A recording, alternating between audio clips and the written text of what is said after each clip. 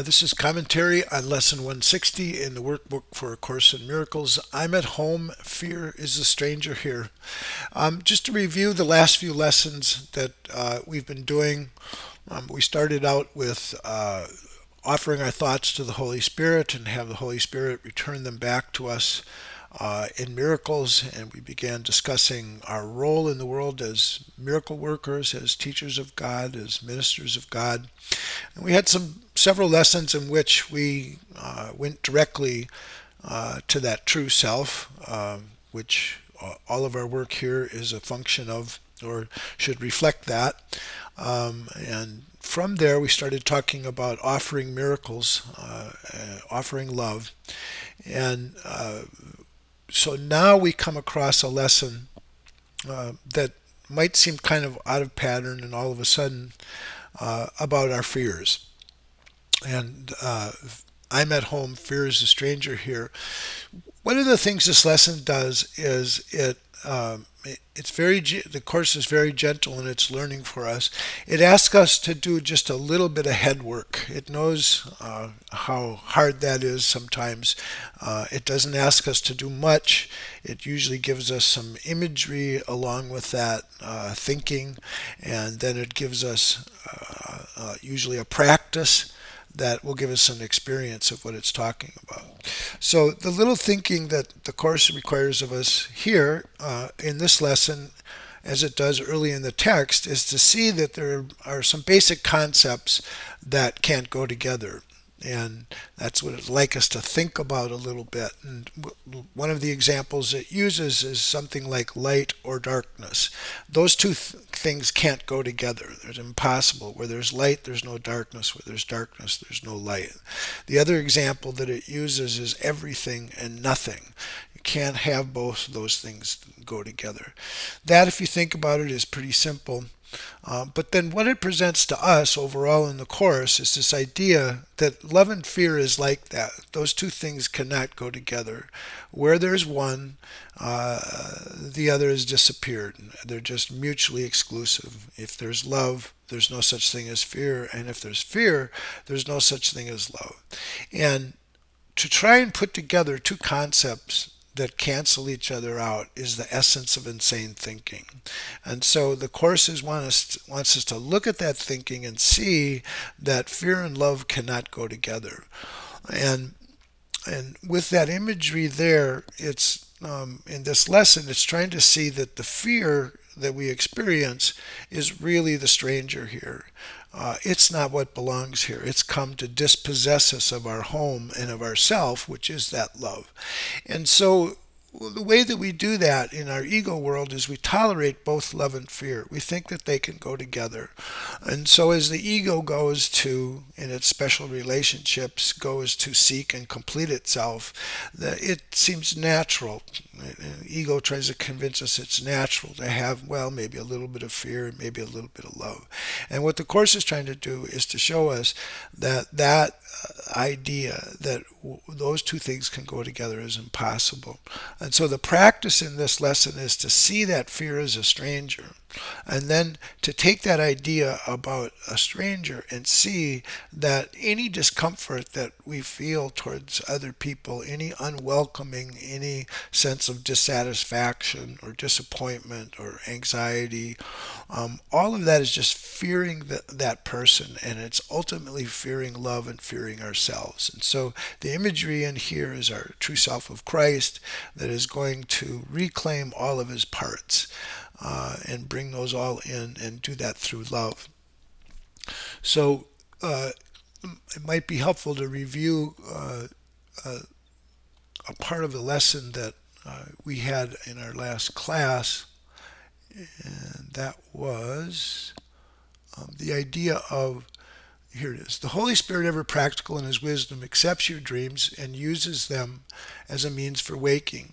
You would have used them to remain asleep. I said before that the first change before dreams disappear is that your dreams of fear are changed to happy dreams. That is what the Holy Spirit does in the special relationship.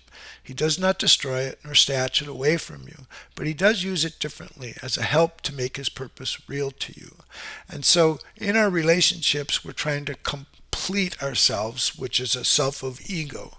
And so that's impossible because we're not an ego. It does entail fear. And so the Holy Spirit takes our same relationships and says, fine, you can find completion in it, but not completion of the ego, completion of your true self. So he says the special relationship will remain, not as a source of pain and guilt, but as a source of joy and freedom. It will not be for you alone, for therein lay its misery. As its unholiness kept it a thing apart, its holiness will become an offering to everyone.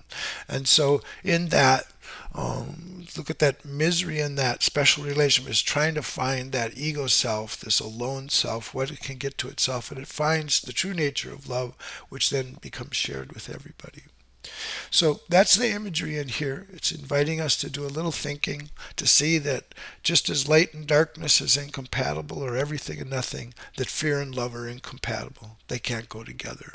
And we want to look on that fear as a stranger and then not see our brothers and sisters as strangers, but to join with them in that true self. So here's the lesson. I'm at home. Fear is the stranger here. Fear is a stranger to the ways of love.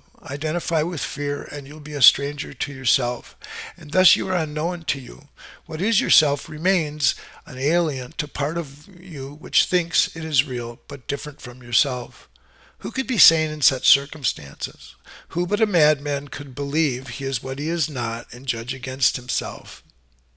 There is a stranger in our midst who comes from an idea so foreign to the truth he speaks a different language, looks upon a world truth does not know, and understands what truth regards as senseless. Stranger yet, he does not recognize to whom he comes, and yet maintains his home belongs to him, while he is an alien now who is at home. And yet how easy it would be to say, this is my home, here I belong, and I will not leave because a madman says I must. Well, this is our attitude towards fear, is to just tell it to leave our home. It does not belong here. What reason is there for not saying this? What could the reason be except that you had asked the stranger in to take your place and let you be stranger to yourself?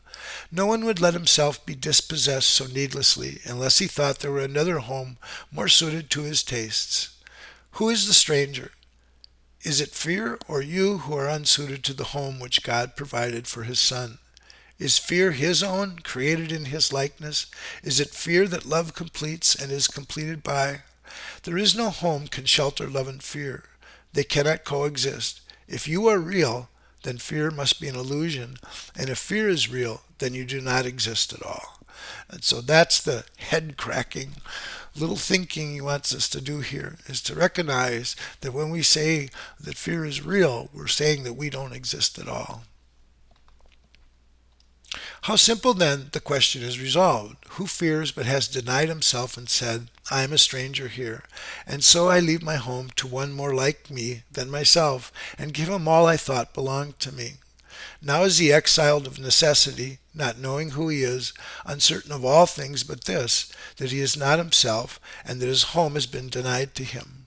So the idea is that if you feel this fear and you make that a reality, there's no place you could feel at home, because you're making that fear be a stranger.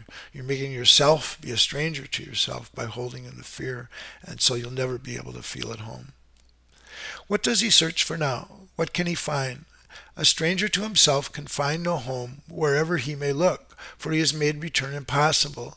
His way is lost, except a miracle will search him out and show him that he is no stranger now. The miracle will come, for in his home his self remains. It asked no stranger in, and took no alien thought to be itself, and it will call its own unto itself in recognition what is its own. Who is the stranger? Is he not the one self? Is he not the one yourself calls not? You are unable now to recognize the stranger in your midst, for you have given him your rightful place. Yet is yourself as certain of its own as God is of his Son. He cannot be confused about creation. He is sure of what belongs to him. No stranger can be interposed between his knowledge and his Son's reality. He does not know of strangers. He is certain of his Son.